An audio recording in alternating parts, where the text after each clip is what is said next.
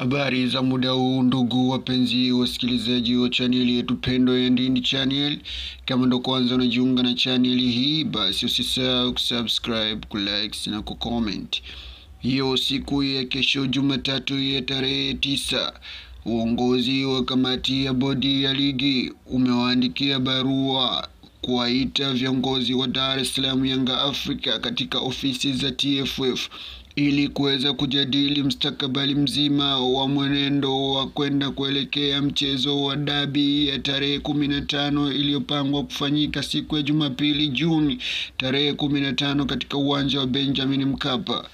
Viongozi wa Yanga wameonekana wakitia mgomo wa kutokucheza mechi hiyo, hali inayoleta sintofahamu kwa wanamichezo wote nchini Tanzania na nje ya Afrika kwa ujumla.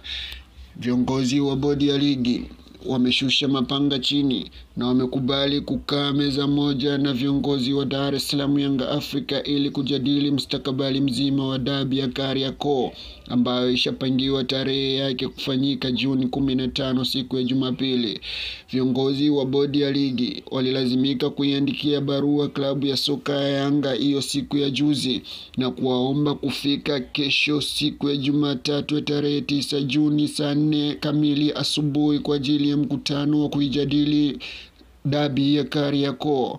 Viongozi wa Yanga wameonekana wakifanya press nyingi sana kabla ya kuelekea mchezo huo, na wakisisitiza ya kuwa hawatocheza wala kupeleka timu mpaka pale watakapopata majibu sahihi ya kwa nini dabi ya tarehe 8 iliahirishwa.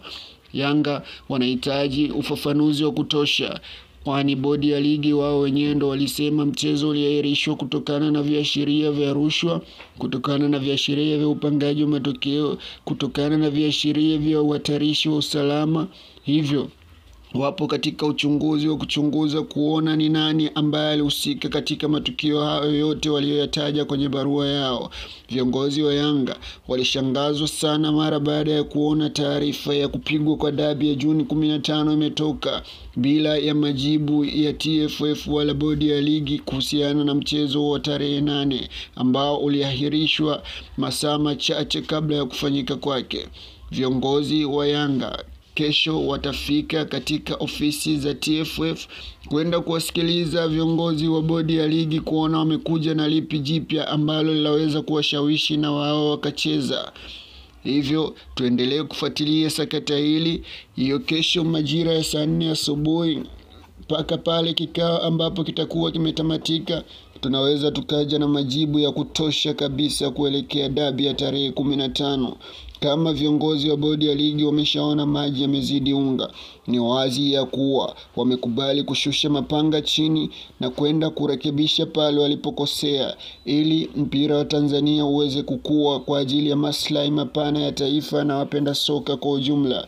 Kila mtu anatamani mchezo upigwe, isipokuwa tabia za viongozi kuona wameshamaliza mara baada ya kupata madaraka na kutaka kuongoza mpira kadri wanavyoweza wao na sio kanuni wala sheria walizojipangia wenyewe. Hili ni hali inawaumiza wapenda soka wengi nchini Tanzania. Pamekuwa na ubepari na udikteta katika uongozi wa soka siku za hivi karibuni, hali inayotishia usalama na amani kwa vilabu vingine na kuona ya kuwa havitendewi haki kila inapotokea jambo. Hivyo tunaushukuru uongozi wa Yanga kwa hapa alipofikia. Mpaka sasa tunaona mwelekeo.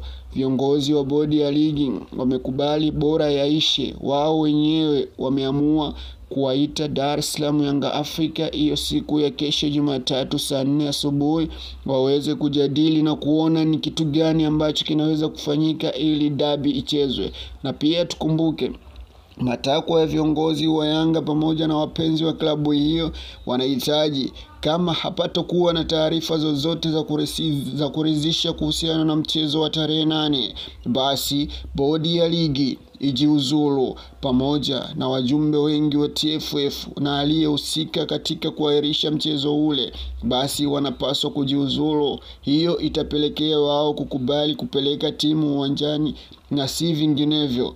Hivyo twende tukajionea hiyo siku ya kesho nini kitakachotokea. Baada ya kesho tutakuja na majibu ya kutosha. Hivyo usichoke kunifuatilia katika channel hii kwa habari nyingi zaidi zijazo, zilizopo na zitakazokuja mbeleni.